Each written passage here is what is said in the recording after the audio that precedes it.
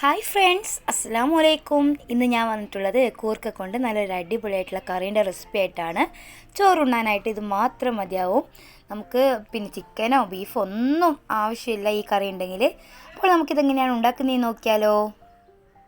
ആദ്യം തന്നെ ഒരു കുക്കർ എടുത്ത് ഞാൻ തൊലിയെല്ലാം കളഞ്ഞ് കഴുകി വൃത്തിയാക്കിയിട്ടുള്ള കൂർക്ക ഇതിലോട്ട് ഇട്ട് കൊടുക്കുന്നുണ്ട്.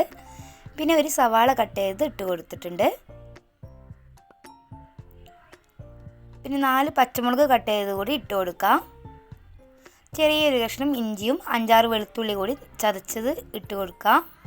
ചെറിയൊരു കഷ്ണം തക്കാളി കൂടി ഇട്ട് കൊടുത്തിട്ടുണ്ട്. ഇനി ഇതിലോട്ട് വേണ്ട മസാലയൊക്കെ ഒന്ന് വറുത്തെടുക്കാം. അതിനായിട്ട് ഒരു പാൻ വെച്ച് 2 ടേബിൾ സ്പൂൺ അളവിൽ മല്ലിപ്പൊടി, 1 ടീസ്പൂൺ അളവിൽ മുളക് പൊടിയും കൂടി ഇട്ട് നന്നായിട്ട് തന്നെ ഒന്ന് വറുത്തെടുക്കാം. ഇവിടെ നന്നായിട്ട് തന്നെ വറുത്തെടുത്തിട്ടുണ്ട്. ഇനി നമുക്കിത് കുക്കറിലോട്ട് ഇട്ട് കൊടുക്കാം. ഇനി ഇതിലോട്ട് 1/4 ടീസ്പൂൺ അളവിൽ മഞ്ഞൾപ്പൊടി, ആവശ്യത്തിനുള്ള ഉപ്പ് കൂടി ചേർത്ത് കൊടുത്തിട്ടുണ്ട്. ഇനി ഇത് വേവാൻ ആവശ്യമായ വെള്ളം ഒഴിച്ച് കൊടുക്കാം.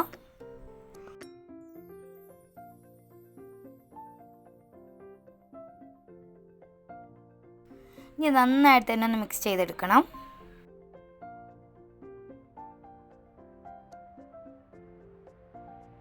ഇനി ഇത് അടച്ച് വെച്ച് 3 വിസിൽ വരുന്നവരെ വേവിച്ചെടുക്കാം. ഇനി നമുക്ക് ഇതിലോട്ട് വേണ്ട അരപ്പിനുള്ള തേങ്ങയൊക്കെ ഒന്ന് വറുത്തെടുക്കാം. അതിനായിട്ട് ഒരു പാൻ എടുത്തിട്ടുണ്ട്.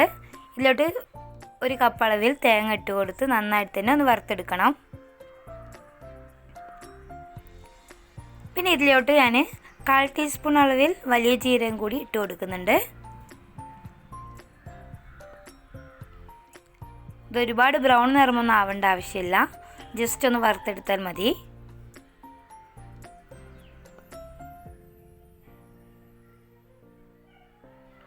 ഇതിവിടെ അത്യാവശ്യം വറവായിട്ടുണ്ട്.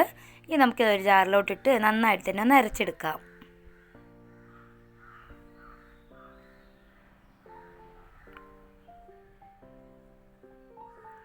ഇപ്പോൾ ഇതാ ഇവിടെ ഞാൻ നന്നായിട്ട് തന്നെ അരച്ചെടുത്തിട്ടുണ്ട്.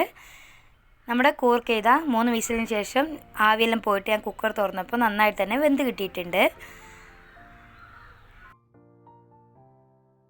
ഇനി നമുക്ക് ഒരു ചട്ടി അടുപ്പിലോട്ട് വെച്ച് കൊടുക്കാം. ഇതിലോട്ട് 1 ടേബിൾ സ്പൂൺ അളവിൽ വെളിച്ചെണ്ണയാണ് ഒഴിച്ച് കൊടുക്കുന്നത്. പിന്നെ ഒരു 3-4 ചെറിയ ഉള്ളി കൂടി കട്ട് ചെയ്തിട്ട് ഇട്ട് കൊടുക്കുന്നുണ്ട്. ഇതൊന്ന് മൂത്ത് വരുമ്പോൾ നമുക്ക് കറിവേപ്പില കൂടി ഇട്ട് കൊടുക്കാം. ഉള്ളിയെല്ലാം ബ്രൗൺ നിറമാകുമ്പോൾ ഇതിലോട്ട് കുറച്ച് മഞ്ഞൾപ്പൊടിയും അതുപോലെ തന്നെ കുറച്ച് മുളക് പൊടി കൂടി ഇട്ട് കൊടുക്കാം. ഇനി ഇതിലോട്ട് നമ്മൾ അരച്ച് വെച്ചിട്ടുള്ള തേങ്ങ ചേർത്ത് കൊടുക്കാം. പിന്നെ ഇതിലോട്ട് നമ്മൾ വേവിച്ച് വെച്ചിട്ടുള്ള കൂർക്ക കൂടി ഇട്ട് കൊടുത്ത് നന്നായിട്ട് തന്നെ മിക്സ് ചെയ്തെടുക്കാം.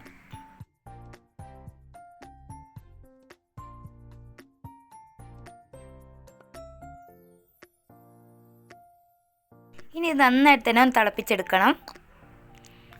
അപ്പോൾ നമ്മുടെ കറി ഇവിടെ റെഡി ആയിട്ടുണ്ട്. നല്ല ടേസ്റ്റിയാണ്. ഇത് മാത്രം മതിയാവും നമുക്ക് ചോറുണ്ണാനായിട്ട്.